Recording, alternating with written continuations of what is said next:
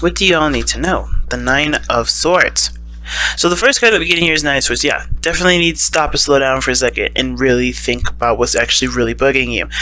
And I think a lot of you guys already know, but the problem is that a lot of the times when we have a base worry, that base worry can, manifest itself in our brain and create a beautiful problem tree. Okay, so we already have the tree growing, right? The problem is to like arisen from the grass, arisen from the ground, and then another idea of what could spawn from this problem not being fixed creates a branch, and then another branch of that another problem. It could be a totally different scenario, and it just branches off to become this flourishing, beautiful tree of disaster.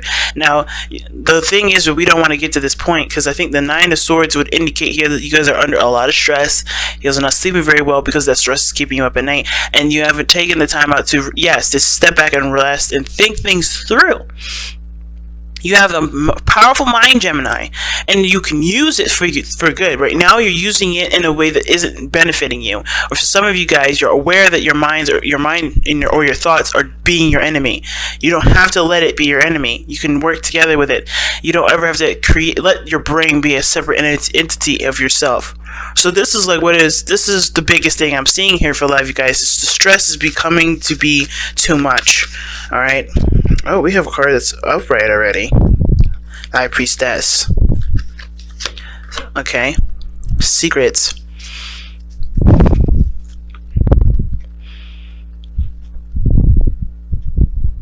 Something tells me that you guys already know the answer to what will fix your problem here with the Nine of Swords. And it may have to do with being patient and not actually doing anything, which is the hardest part. That's what stresses you out. There's actually no action that's needed to be taken. And because there is nothing to do, it makes you worry. Because you're not in a situation or in a position to actually move or to do something that would cause something. What's stressing Gemini out? Can we get something to understand what's stressing Gemini out? What is stressing Gemini out completely? What is stressing Gemini out? The King of Wands. Well, very blatantly, the King of Wands is stressing you all out. You have the Aries, Leo, Sagittarius card, or mainly Leo. Somebody that's very proud. Somebody that's very, confident in themselves, very passionate. This person is stressing you out. This person right here is stressing you out. Now, this could be just nobody in your life at all. This could be your confidence and, your desire to travel, your desire to explore and be yourself, to do something fun and have something going for you in your life. Because there's stagnancy that says something here, right? The Four of Swords talks about taking a break, not doing anything, resting, reflecting, and then the Nine of Swords. Some of you guys, here's the situation. Either you guys need the time to take a break, take a moment to recognize that something's, either recognize something's bugging you, or take a moment to just kind of break away from what's bugging you. Stop taking so much action, stop doing so much, being such an active individual, and just rest, right? Just purely just rest. Now, and then the other end is that some of you guys have been resting, have been taking some time out, and it's bugging you that you don't know what to do to get your energy up, to go out and do something that's inspirational and motivates you to continue to push on. Right? So some of you guys are having a hard time or struggling to be motivated to do something. Okay? Now, at the same time, this could be a totally different individual. This could be someone that you're dating. And like I said, a Leo, Sagittarius, or an Aries. This can also just indicate that this is someone around you that has the characteristics of the King of Wands. Very passionate, very energetic. They're always doing something. The life of the party. They're full of energy. They can be very aggressive, and they can also be, very demanding. They may want their freedom, but the thing is, it's like this person is very self-absorbed, right? So, there may be some issues with this individual in regards to how they perceive themselves and how they perceive you, how they are considerate in the relationship or not. Now, the King of Wands is never inconsiderate to the people around him. He knows how to take care of himself and make sure his needs are there first, while not necessarily compromising or doing something terrible to someone else. He's not a horrible king. He's just very focused on the self, but he doesn't focus on the self that would inconvenience anybody, that would, that would show unkindness to anyone else's and anyone else's experience. He doesn't want to affect other people's experiences directly. It's not that he wants to just destroy your life or do something in your life. If he wants to spend time with you, that's great. He knows that it'll affect your experience, but none in which there's malice behind. But let's go ahead and take a look as to why the King of Wands is exactly causing you this much stress. One more card for it. The King of Swords. Damn. You got the King of Swords and the King of Wands in this reading. So King of Swords and King of Wands. The reason why the King of Wands is giving you a headache is because of the King of Swords. Now, the King of Swords could be you too, Gemini. It could be you, or Aquarius, or a Libra. But the thing is that maybe this person has gotten cold. This person is not active anymore. This person is not taking action. Maybe this person has kind of resided a little bit to kind of become very defensive and very argumentative and very aggressive. I already said aggressive twice. It could be that this person is not really making a lot of sense. Okay? Because I think how this works is that this person may have a lot of energy, a lot of fire, a lot of passion, but they don't really commute. It doesn't really make sense to the King of Swords here. Okay? Some of you guys, especially those of you that are in the same sex in relationships here, this is going to indicate here that you guys are having a dynamic of logic and an emotion, right? Logic and just being. Someone's thinking too far ahead, someone's thinking too much, while the other one is not thinking enough. Right? The King of Wands would not be thinking. He's just like, okay, this is what I want, I'm going to go for it. This is what I believe in, I'm going to walk in my truth.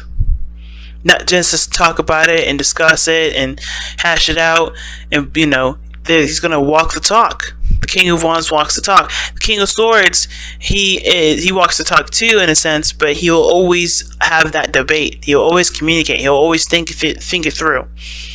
But the thing is, the King of Swords is also very stubborn. He already knows his truth. He already knows what he wants. He already knows what he's going for. And I feel like the King of Wands and the King of Swords can powwow together pretty well. But when it comes to rational understanding, these two are starkly different. So, definitely a fire sign and an air sign energy, or just like the comprehending one another's understanding of things. Somebody doesn't make sense in this situation, or somebody is seeming like they don't make a lot of sense, but they're truly just following their heart. They're going by what feels right versus what is right. What feels right to them versus what is legitimately right. What moral code is up. Okay, why is this? What is this? What is this? How is this affecting the love life specifically?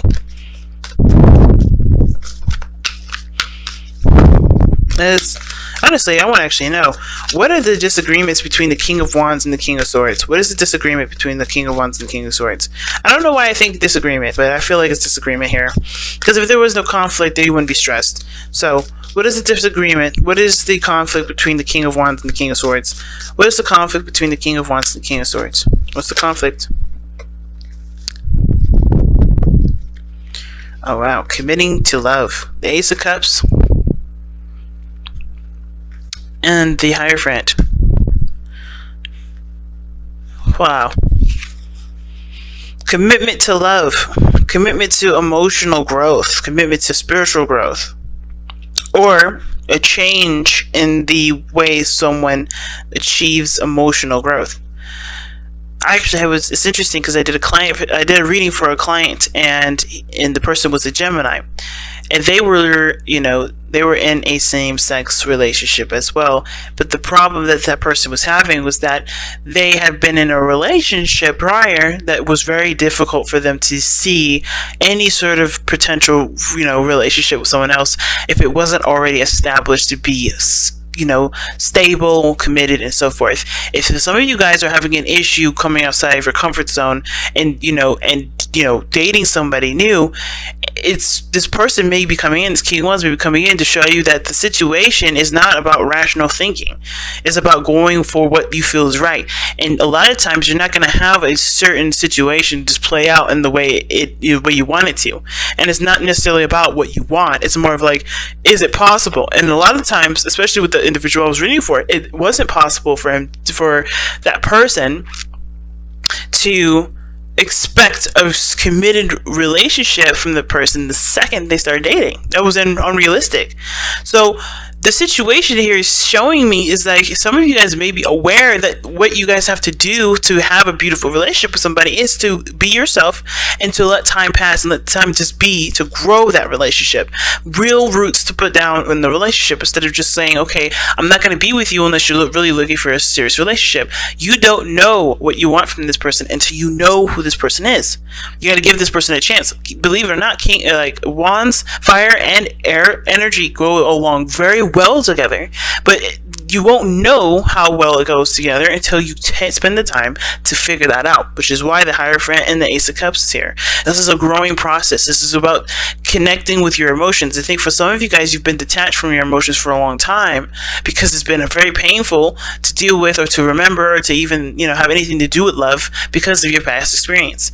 But this person looks like they're going to be bringing in new energy, bringing in new life, and this person brings out a side of you that you can be happy with. But I think this also puts you in a position of being even more defensive because it's putting yourself at risk, right? It's a chance game. It's not necessarily, there's no guarantee that this is going to end in a way that you guys live happily ever after, but it doesn't mean it can't.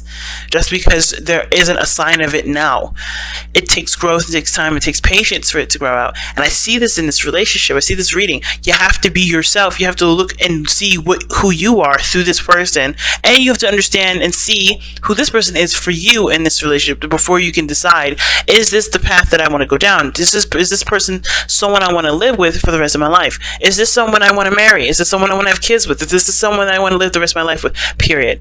And that is going to take time, and that's why I think this is why you have to kind of be patient here. I think this is why, either taking a step back to just slow down and relax, or to just go out and do it, take a chance, take a leap of faith, and, just see how it goes. It's just better than just not doing it at all, and better than, just kind of cutting your losses, So, what is the overall outcome for Gemini? Damn, Judgment. That's the second opportunity. But Judgment with the Eight of Wands. You guys are getting 2 cards for everything that's being explained today. Underneath that is the Two of Pentacles. You have to make a decision about what it is that you want, what is of value to you. And I understand that there is this desire to settle down and just, you don't want to take anybody that's not going to truly settle with you, or, that's truly going to look for long-term commitments. You shouldn't be looking for it either. Not saying that, not to go after what you want, but like, you shouldn't expect everyone that you date to be as quick to get married and settle down as you are. And who's to say that this person is definitely for you if you don't take the time to get to know them? Remember, everything happens for a reason. Time is given to us to understand what we need to understand, so we can avoid situations, so we can understand the person or understand the circumstance a lot better than what we looked at from the situation up close. Because think about this, and I actually got this from a comedy skit. I don't know if you guys have seen it, Equimity, I think it is. I can't remember. It's one of Dave Chappelle's newer stand-ups, and he was talking about in the very end how the situation when something first happens, we're all close up to the elephant, right? The elephant's skin, right? You can't see that this is that skin is actually to an elephant. You just know that that's gray and it's scaly or it's wrinkly and it looks weird, right? But it takes time for the situation to back itself out so you can see the whole picture, right? This is the same situation. You don't know everything when you first start out, and it's hard to kind of accept that because it's also requiring you to just trust the situation and see how it goes from there. But this is one of those situations where you just have to see.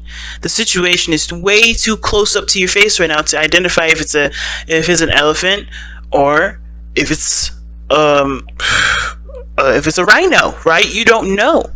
because they have the same kind of skin, right? But you don't know what kind of situation this is until time is given to it for you to be able to step back and see the whole picture, see everything from what it is, and see how it plays out in your world. So give it the patience that it needs, because what this last two is showing you is that this is judgment in the Eight of Wands. There's some sort of opportunity that comes up that requires communication. It requires the flow of progress, right? And I feel like it's not necessarily just communication, but it's also about moving forward. It's about taking the steps ahead and going for it. Not to completely just, just completely just cut something off, but giving it the opportunity that it's going to need, or giving it the time it needs to understand it, and go for it, and then change your mind later if it need be, because you always can change your mind. But it may be hard to change your mind, but it's definitely an option. Your back is never ever up against the wall, fam. Okay, so let's take a look at what oracle cards you have.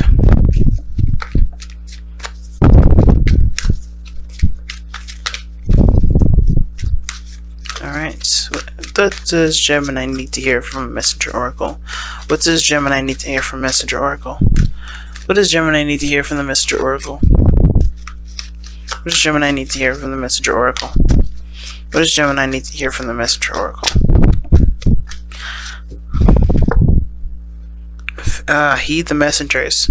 And that totally talks about not ignoring the signs. And that doesn't mean that, hey, if this person is a bad influence, run away. It's more of like, hey, if this person, it makes you happy, and you're just listening to the fears that are ringing around in your mind because of everything you've experienced, do you want them to win and keep you from being happy? Or do you want to try, see if this is exactly something that you've always wanted? And I'm feeling like pulling you guys to surrender the Power of Surrender card, because I'm addicted to these cards. And that was probably like the third week in a row I've used these, but this is one of my favorite cards ever. Okay, it's best cards ever. But yeah, heed the messenger. Don't ignore the signs. Don't ignore the messages just because it's too frightening to see what could happen, what could go wrong. It's always easy to think about what can go wrong, but it's always hard to stay optimistic and see the other side. Right? Realistically, you can always be prepared for the worst, but why not also expect the best? Alright, you guys also have surrender your attachments to results. See what I'm saying? Guys, the formula for success is to do all you can to make things happen, then let go of the results. Holding on too tight to a desired outcome can sabotage it. Like I said, you have got to give it time. You have got to give it space. You have to give yourself time and space to figure out if this is exactly what you want. Looking for something from the very beginning will stress you out, and also leave you to be very unhappy because you're not looking for something that can be given to you in the second's notice. It can't be given to you in second's notice. It has to take time. It has to grow. You have to overcome the challenges and the struggles. You have to understand the dynamic between you and a different person. And I feel like the person that's in your life right here is not doing anything to be malicious or hurtful, but they're doing what's best for them, and you have to do what's best for you and not think about what could come of this relationship and just focus on what you want right now. What you want to feel right now. Do you want to feel love? Because love can come and love is here. If you want commitment, why don't you just sign a contract with somebody and work with them, right? If it's commitment that you want, there's other ways to do it than being in a relationship that requires you to feel. Because a relationship cannot be blossomed from looking for something straight up from being a commitment. You have to look from it in a hard place, being able to receive and give love. And if you can't give it, that sort of commitment may not be the kind of commitment that you should look for, because that one is requiring you to be emotionally open and to focus solely on love and not with the destination, because love doesn't take you places. Love is emotions. Okay, it's hard, y'all. I understand, considering that you guys have obviously every reason to be worried and stressed out. and to be even hesitant when it comes to future relationships, considering maybe the past one didn't work out. But you have to trust. If you want anything to grow in your favor at all, you have to trust.